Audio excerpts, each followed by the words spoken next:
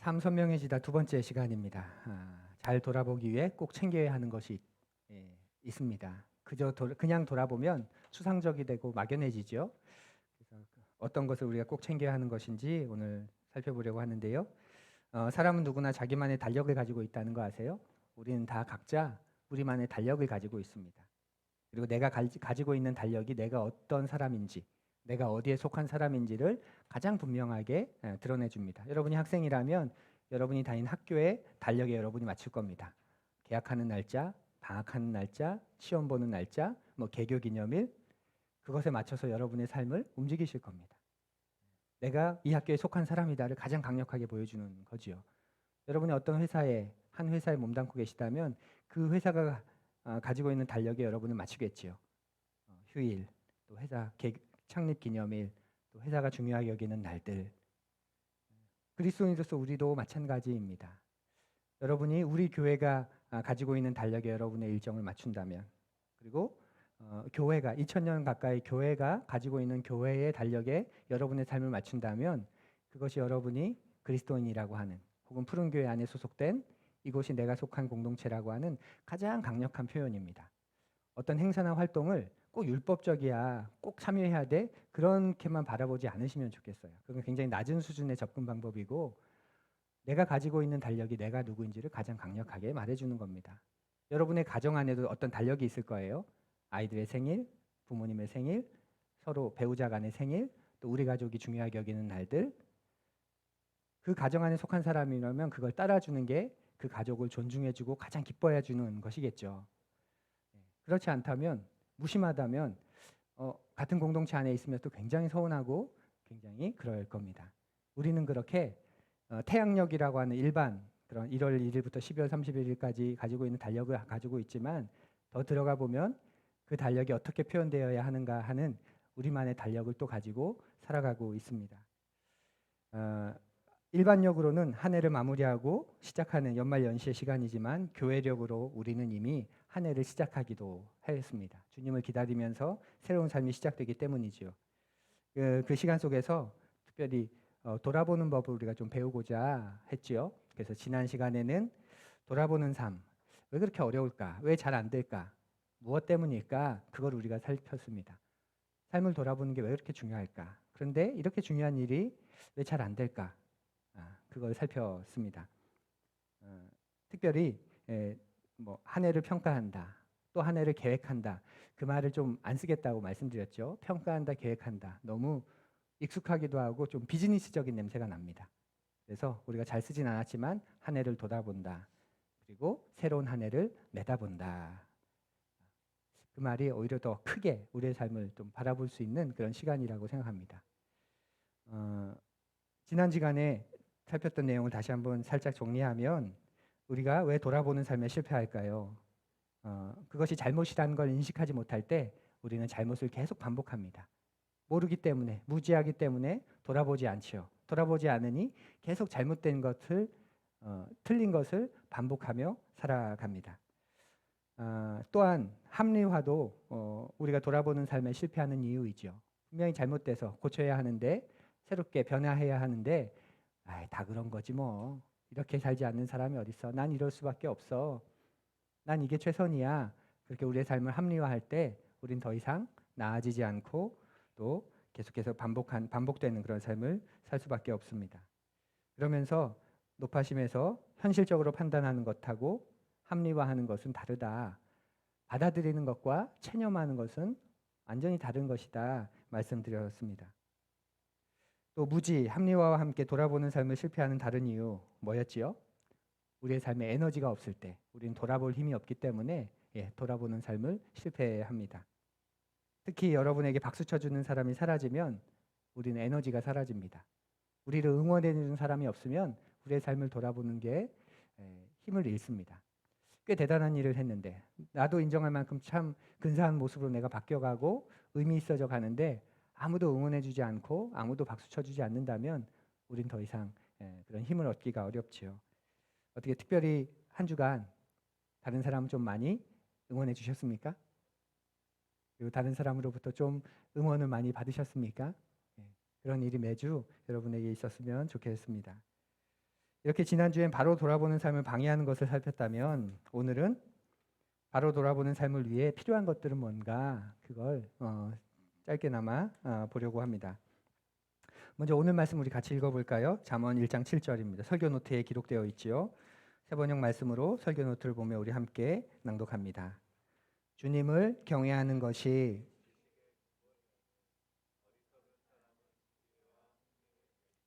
우리 한 번 더 근본이거늘 어리석은 사람은 지혜와 훈계를 멸시한다. 아멘. 꽤 유명한 말씀이죠. 지금 7장 말씀인데 9장에서는 여호와를 경외하는 것이 지혜의 근본이다. 그렇게 또 다르게 표현합니다. 지식의 근본이다. 지혜의 근본이다.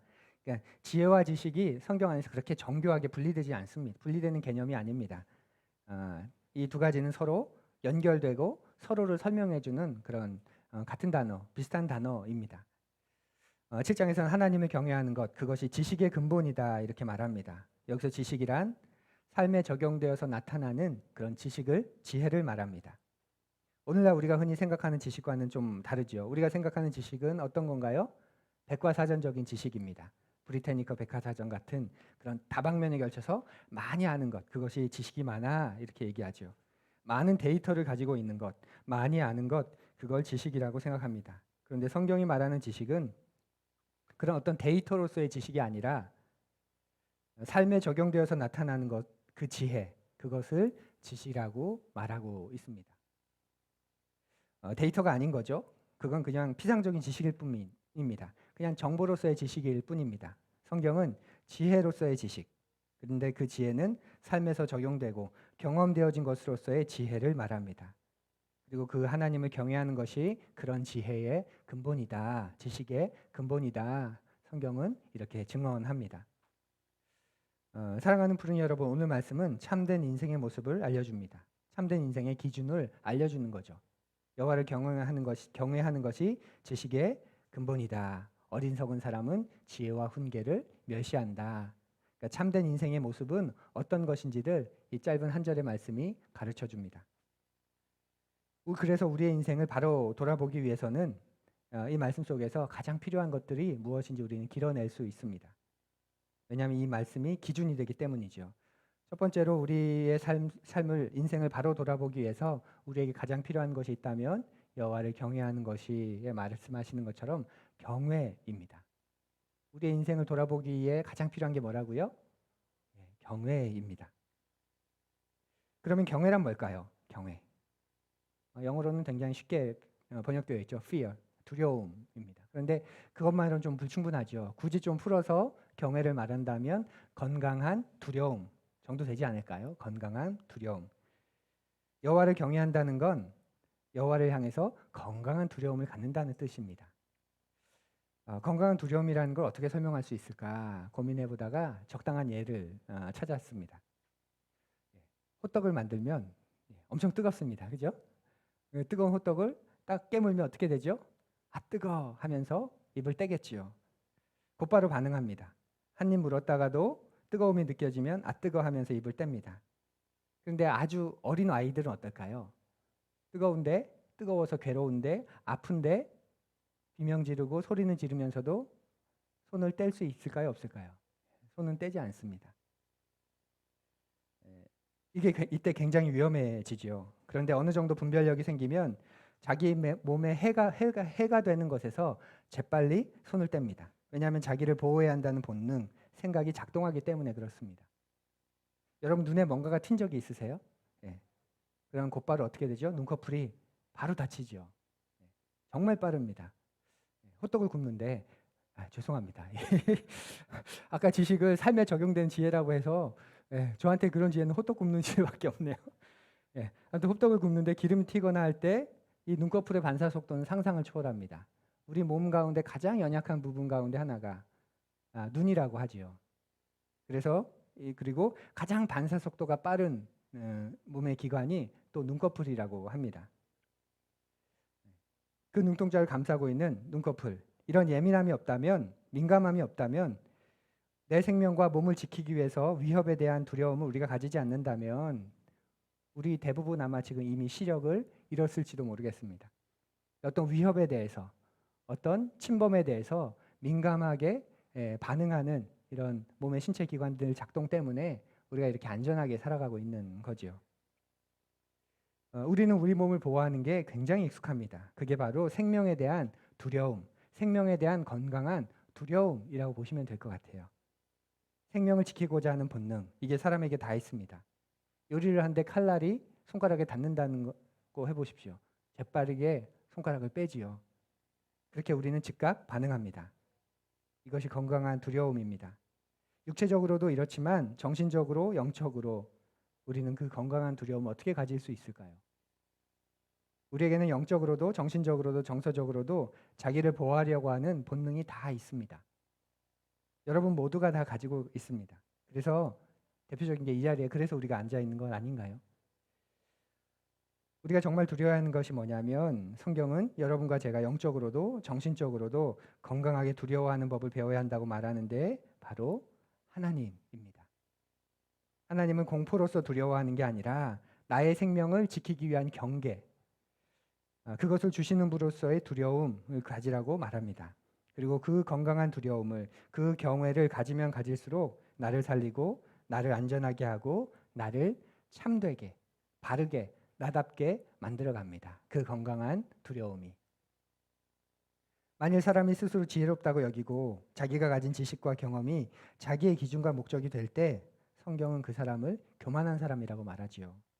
또한 어리석은 사람, 우둔한 사람이라고도 다양하게 그 사람을 표현합니다. 교만한 사람을. 왜냐하면 인간이 가진 정신적이고 영적인 생명을 지키는 건 자신의 힘으로 할 수 없기 때문에 그렇습니다. 주보 앞에 실린 우리 지온이 사진 보셨죠? 자기 힘으로 나왔습니까? 자기 힘으로 만들어졌습니까? 자기 힘으로 그 인생을 시작했고 설계했습니까? 그게 우리의 실존입니다. 모두 다. 그래서 모든 지식의 근본은 모든 존재 위에 계신 존재. 만들어지거나 태어나지 않고 처음부터 스스로 존재하시는 그 존재. 그분을 두려워할 줄 아는 것이 지식의 근본이다라고 우리에게 말해주는 겁니다. 이것은 막연한 표현이 아니고 어떤 상징도 아닙니다. 이 알미, 이 지혜가 삶의 가치관과 목적을 주게 됩니다. 그리고 여러분을 지켜줍니다.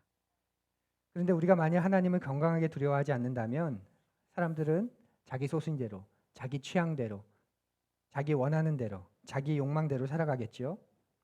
그렇게 살다 보면 어떤 정황, 삶의 정황이나 삶의 문제를 맞닥뜨렸을 때 그것을 제대로 들여다볼 수 없습니다. 왜냐하면 이미 자기 안에 갇혀있기 때문에 결코 자신을 벗어나서 살 수 없습니다. 사랑하는 푸른이 여러분, 또한 우리가 하나님을 알게 되면 하나님은 단순히 삶의 목적과 가치관을 주실 뿐만 아니라 그분은 여러분을 무한대로, 무조건적으로 사랑하는 분이라는 걸 여러분이 알게 되실 겁니다. 무한대의 사랑, 무조건적인 사랑, 무조건적인 사랑이 아니라 무조건 덮어놓고 하는 사랑이 아니라 무조건적인 여러분의 상황이 어떠하건 여러분의 자질과 모습이 어떠하건 영어로 하면 unconditional이죠. 여러분의 컨디션이 어떠하건 상관없이 있는 그대로 받아주고 사랑해주는 그 사랑을 여러분이 알게 되실 겁니다. 내 부모나 내 남편이나 내 아내나 내 동료들이 나를 응원해주지 않아도 나를 응원해주시는 위대한 분이 계시다는 걸 알게 될 때 우리는 거기에서 에너지를 얻을 수 있습니다. 참으로 놀라운 에너지를 얻게 되는 거죠. 제가 내년도에 책 읽는 오후 예배 때 함께 읽으려는 책 가운데 하나가 닉 부이치치의 허그라는 책입니다. 아마 아실 겁니다. 10여 년 전에 굉장히 유명했던, 그래도 우리나라에도 찾아와서 교회들을 돌면서 또 여러 그 TV를 통해서도 강연을 하고 또 이렇게 집회도 했던 그런 분이지요. 근데 지금은 인기는 시들고 우리의 관심도 시들고 사람들은 또 다른 영웅, 또 다른 새로운 인물을 찾기에 바쁘지만 여전히 대단하고 울림 있는 삶을 살아가고 계신 분입니다. 여러분이 아시는 것처럼 닉 부이치치는 태어날 때부터 심각한 장애를 가지고 있었죠. 두 팔과 두 다리가 없습니다. 본인 스스로는 다리 하나는 있어. 그러면서 치킨 스틱이라고 조그맣게 발 모양만 남아있는 그 다리를 말하는데 이런 분인데도 서핑도 하고 골프도 치고 대단한 삶을 보여줍니다. 무엇보다 대단한 건 전 세계를 돌면서 당신도 당신이 가진 한계를 넘을 수 있다. 날 봐라. 이렇게 사람들을 격려하고 독려하지요. 그렇게 희망의 메시지를 전합니다. 근데 더 중요한 건 그가 진짜 원하는 메시지는 그 희망의 메시지 뒤에 있는 자신을 그렇게 만든 하나님을 선포하는 겁니다. 최근에는 목사 안수까지 받아서 지금 목회자로 세계를 도는 순회 전도자로 그 사역을 하고 있다고 합니다. 이 닉 부이치치가 정말 절망과 좌절을 겪지 않았을까요? 하지 않았을까요? 그의 책을 읽어보면 끝없이 절망하고 끝없이 좌절했다고 합니다. 자신의 그 삶을 끊으려고도 수없이 생각하고 또 시도했습니다. 그런 그가 어느 순간에 자신에게 생명을 주신 하나님에 대한 경외감을 가지게 됩니다. 경험하게 되는 거죠. 자기의 처지, 자기의 모습을 바라보던 그에게, 그래서 더 이상의 어떤 소망, 가치, 의미를 갖지 못하던 그에게 그 생명을 주시는 하나님을 바라보는 순간이 찾아오게 된 겁니다. 그래서 고민했다고 해요. 하나님은 왜 나에게 이런 삶을 허락하셨을까? 그걸 깨달으면서 무한한 생명을 가지고 사람을 살리고 소망을 주고 하나님을 만나게 하는 사람이 된 거지요. 자신의 생명을 살린 것은 말할 필요도 없습니다. 이것이 바로 경외입니다. 경외.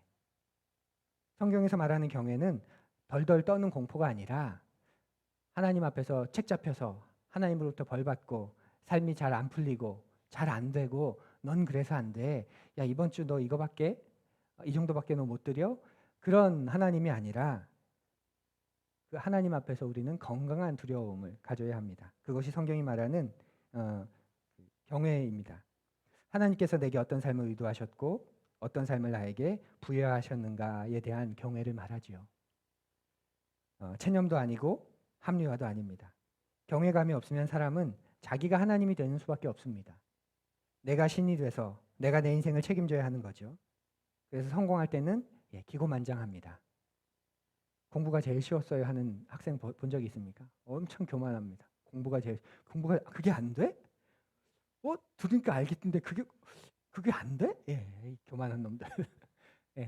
자기가 자기 인생의 주인인 사람들은 그럴 것 같습니다. 내가 이겼으니까, 내가 이렇게 견뎌냈으니까, 겪어냈으니까 그렇지 못한 사람들을 향해서 기고만장하지요. 그런데 실패하게 되면, 삶의 어려움을 겪게 되면 자신이 하나님인 것이 탄로났으니, 그게 거짓이라는 게 탄로났으니 절망합니다. 그래서 더 이상 꿈을 꾸지 않고 더 이상 돌아보지 않습니다. 이런 세상에서 돌아보는 삶을 살기 위해 가장 중요한 것 바로 경외입니다. 여호와를 경외하는 것이 지혜의 근본이고 지식의 근본이다 말하는 것처럼, 사랑하는 부르는 여러분, 하나님을 향한, 하나님께서 여러분의 인생을 향해 가지고 있는 그 계획을 향한 건강한 두려움을, 그 경외를 잃지 않으시기를 간절히 바랍니다. 또한 바르게 돌아보는 삶을 살기 위해 필요한 또 다른 것은, 어리석은 사람은 지혜와 훈계를 멸시한다. 이 기준에서 볼 수 있는 것처럼 바르게 돌아보기에 필요한 건 지혜와 훈계지요. 지혜와 훈계는 하나님께서 인간에게 주시는 가장 귀한 선물 가운데 하나입니다. 지혜는 삶의 가치관과 목적을 보여주지요. 인생에 적용될 수 있는, 매우 구체적으로 적용될 수 있는 가치관, 삶의 목적, 이런 것들을 통틀어서 지혜라고 말할 수 있습니다. 그 사람이 참 지혜롭다, 성경 안에서 표현할 때 그 지혜는 그의 삶을 관통하면서 적용할 수 있는 가치관, 그런 목적, 의미, 그것을 가지고 있을 때 지혜롭다라고 말할 수 있습니다. 여러분과 저는 성경을 통해서 하나님께서 인간에게 주시는 지혜를 발견한 사람입니다. 그리고 우리가 발견한 그 지혜는 놀랍게도 우리의 삶의 모든 영역에 적용될 수 있는 지혜입니다. 우리의 재물, 시간, 노동, 성, 자녀 양육, 이성관계, 인간관계 뿐만 아니라 어떻게 살 것인가, 무엇을 향해 걸어가는 것이 맞는가, 관계 속에서는 또 어떠한가, 이런 인생 전체에 적용할 수 있는 그 지혜, 하나님은 우리에게 주셨습니다.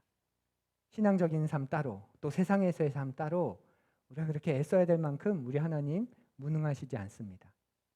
그 하나님이 내려주시는 것, 우리의 삶을 온전하게 하는데, 우리의 삶은 신앙 안에서의 삶, 가정 안에서의 삶, 세상 안에서의 삶 모두에 두루두루 통용될 수 있는 그런 삶입니다.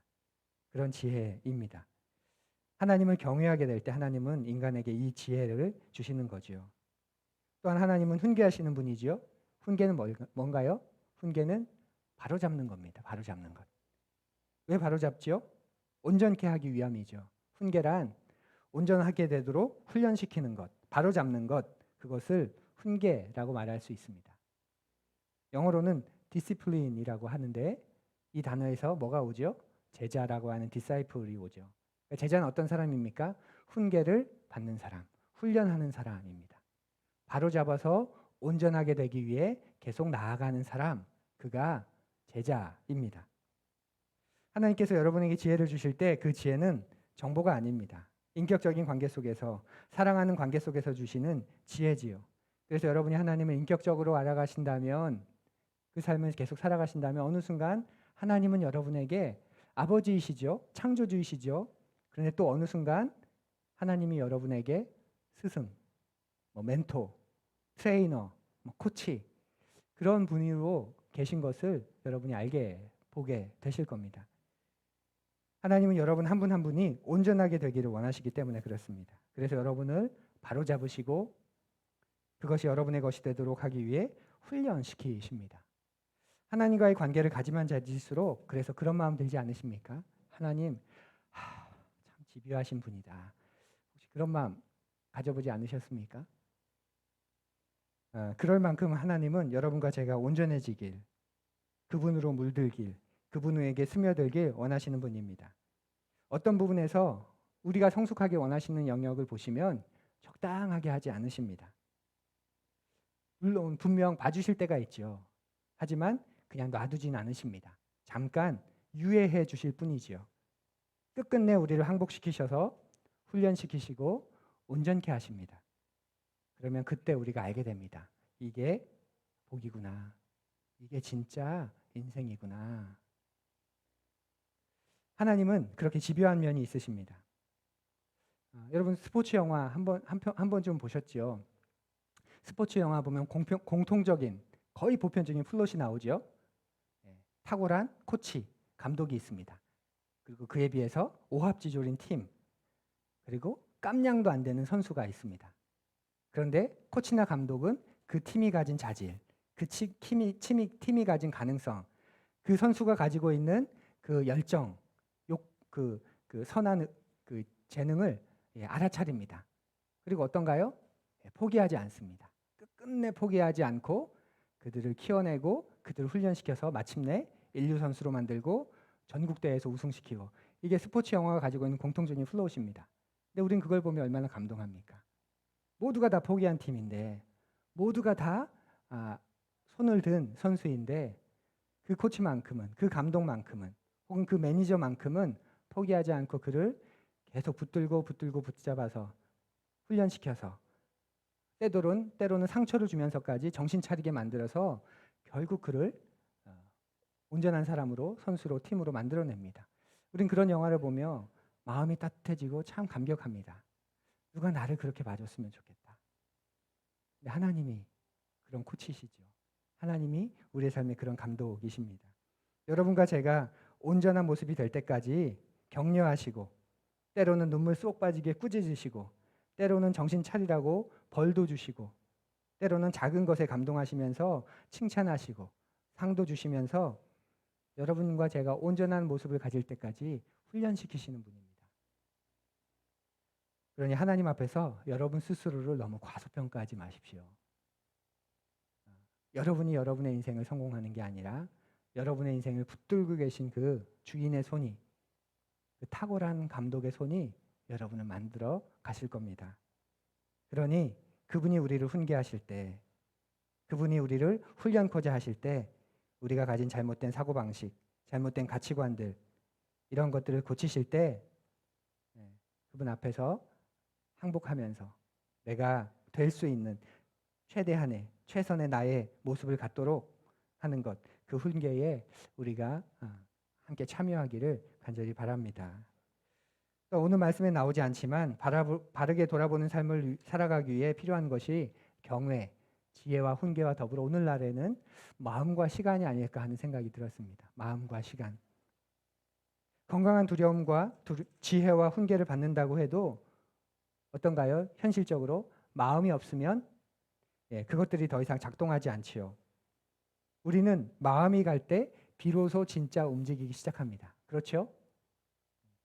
전인격적으로 반응하기 시작합니다. 오늘날은 더 그렇죠. 오늘날은 어떻습니까? 점점 개인주의 사회이고 민주주의 사회가 고도로 발전하면서 이제는 강제가 점점 사라집니다. 뭔가를 강제하는 거. 조금만 뭔가 요구해도 강요하지 마, 강제하지 마.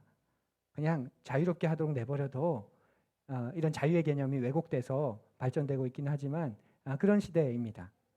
그래서 오늘날의 시대는 마음이 있어야 시간을 냅니다. 더 이상 그것을 강요할 수 없고 요청할 수 없습니다. 마음이 있어야 시간이 가고 그럴 때 경외와 지혜와 훈계에 이런 일들에 우리가 또 반응할 수 있게 되면서 우리 삶을 돌아보게 되는 거겠죠.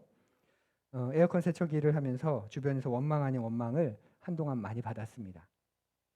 좀 더 일하면 되는데 조금만 더 도와주면 되는데 일도 잘하면서 굳이 안 한다 그런 원망 아닌 원망을 좀 받았습니다. 저한테는 일주일에 4일, 3일 반을만 일하는 게 큰 결심입니다. 그리고 그렇게 하지 않으면 목회자 박규남 더 이상 존재하지 않을 것 같았습니다. 제가 어떻게 그렇게 할 수 있었을까요? 제 마음이 거기에 있었기 때문에 그렇죠. 그렇게 하지 않으면 나는 어떤 사회인으로서 박규남은 있겠지만 목회자로서의 나는 점점 설 자리를 잃어버릴 거야. 나조차도 그 앞에 서지 못할 것 같아. 그러니 나는 이래야 돼. 나는 이게 중요해. 그 마음이 있었기 때문에 그 경계선을 끝까지 유지할 수 있었지요. 때로는 상황이나 환경보다 마음이 더 중요할 때가 얼마나 많습니까? 호랑이한테 물려가도 정신만 차리면 산다. 이 말이 있을 만큼 상황, 환경 정말 중요하지만 우리의 마음 더 중요합니다. 아무리 힘들어도 여러분이 아무리 힘들고 아무리 바쁘다고 해도 죄송하지만 여러분이 정말 중요하다고 생각하는 건 여러분 꼭 합니다. 여러분이 정말 중요하다고 생각하는 거 반드시 합니다. 다른 건 못해도 그건 합니다. 바빠서 못하는 거 아닙니다. 마음이 없기 때문에 못하는 거죠. 목사님 요즘 좀 바빠요. 목사님 요즘 좀 많이 지치고 힘들어요.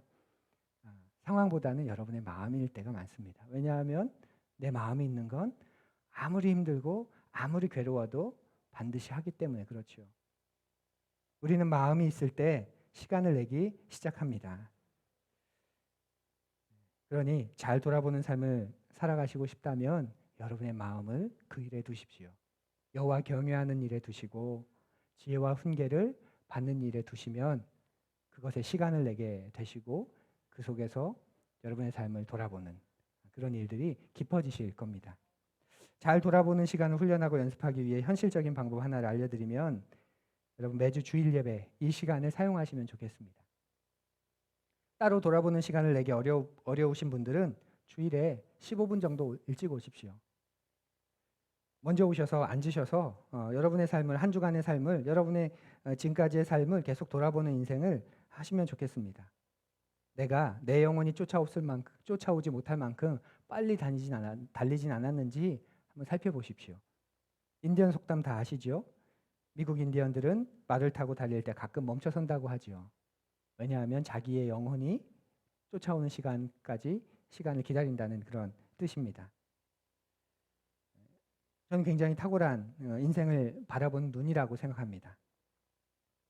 여러분이 너무 빨리 달리면 여러분의 영혼이 여러분을 쫓아올 수 없습니다. 저는 그렇게 생각합니다. 우리가 많은 경우 한참을 달리고 난 다음에 어느 순간 깨달을 때가 많지 않습니까? 내가 지금 왜 이러고 있지? 내가 지금 뭐 한다고 이렇게까지 하고 있지? 몸은 먼저 달려갔지만 내 마음, 내 영혼은 아직 달려오지 못한 거죠. 뭔가를 열심 없이 끊임없이 성취해서 나갔지만 어느 순간 내가 지금 뭐 하고 있는 거지? 하는 고백이 그런 것입니다. 사랑하는 푸른 여러분, 그러니 주일에 일찍 오셔서 일주일에 한 번이라도 한번 돌아보십시오. 그 첫 시작은 그냥 조용히 앉아 있는 것으로 시작하시면 됩니다. 별거 아닌 것 같지만 조용히 한 15분 앉아 있는 것, 한 10분 앉아 있는 것, 그것도 되게 어렵다는 걸 겪으시게 될 겁니다. 일찍 왔으니 왠지 커피 한 잔 올라가서 마시고 싶고 마시다 보면 또 얘기도 나누고 싶고 화장실 한 번이라도 더 가게 되고 예배 시간이 아직 좀 남았네. 괜히 떠오르는 사람한테 전화하고 가만 앉아 있는 거 그렇게 쉽지 않습니다. 그냥 조용히 앉아 있는 연습부터 해보십시오. 15분 정도. 그게 여러분에게 큰 유익이 되실 겁니다. 그리고 조금 더 내 삶을 돌아보고 싶은 분은 매일 잠깐의 시간이라도 내보십시오. 지난주 이번 주 우리가 잠언 말씀을 계속 보는데요. 12월 한 달간 잠언 말씀을 좀 매일 묵상해 보시면 좋겠어요. 매월 매일 한 달간 그 날짜에 맞는 잠언을 한번 읽어보십시오. 오늘 11일이죠. 10일까지는 이미 지났으니까 오늘부터 11일, 12일, 13일 이렇게 11장, 12장, 13장 그 날짜에 맞는 잠언을 한 장씩 읽으시면서 여러분의 삶을 돌아보는 훈련을 해보시면 좋겠습니다. 교회 전통에서 잠언을 지혜서라고 하지요. 지혜가 가득한 책입니다. 매일 한 장씩 읽고 잠언의 기준에 의해서 여러분의 삶을 비춰보시는 것, 여러분의 삶을 돌아보시는 것 어떨까요?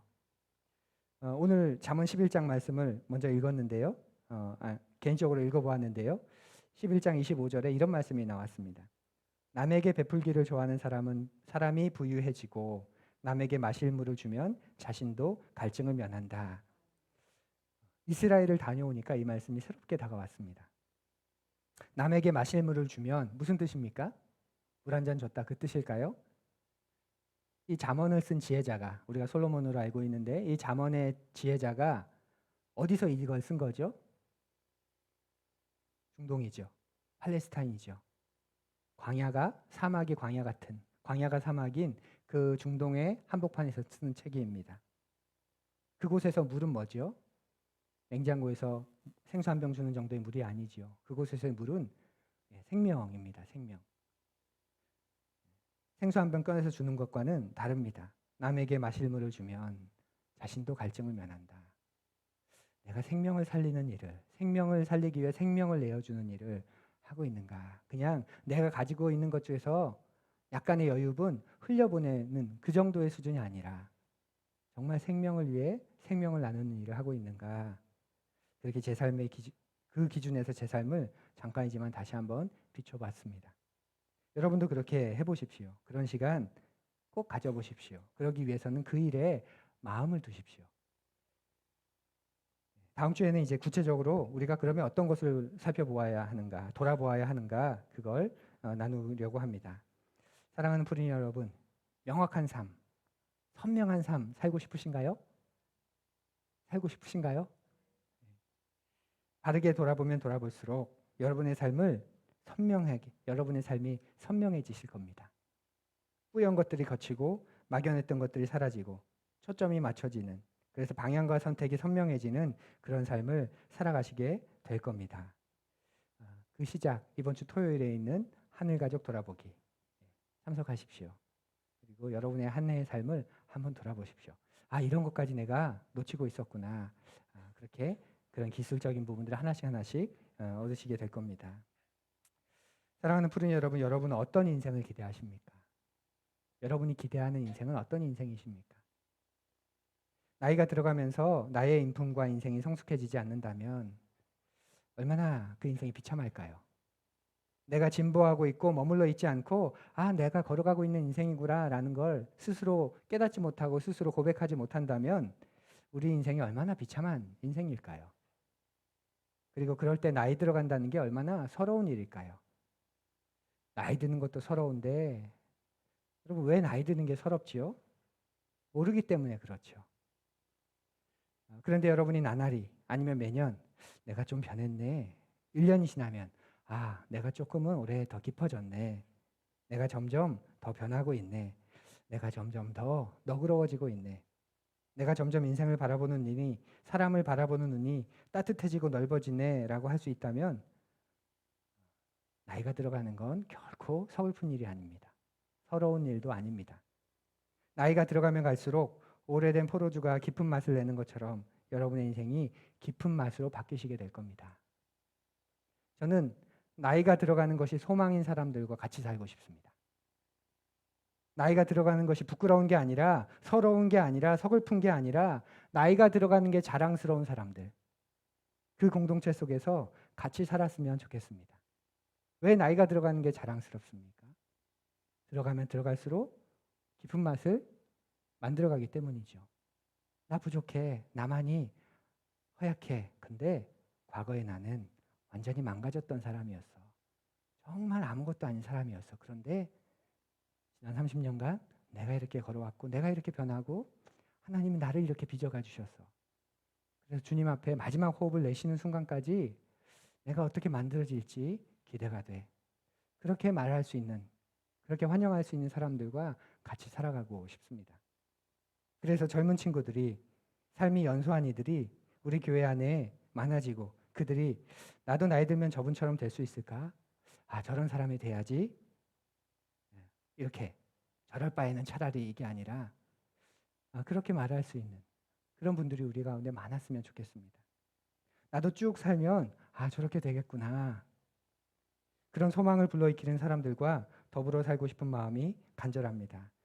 여러분 모두가 건강하게 돌아보아서 바르게 내다볼 수 있는 삶, 그래서 뒤따라오는 사람들에게 감히 따라오라고 말할 수 있는 삶. 나 본받지 마, 나처럼은 살지 마. 그런 말이 아니라 그래, 따라와. 이 삶을 내가 살아본 이 삶, 분명한 삶이야. 너도 이 삶을 포기하지 않고 걸어갔으면 좋겠어. 너는 더 잘할 거야. 감히 그렇게 말할 수 있는 우리 인생을 다 같이 살 수 있게 되기를 간절히 고대합니다. 우리 함께 잠시 조용히 거듭의 기도 드리겠습니다.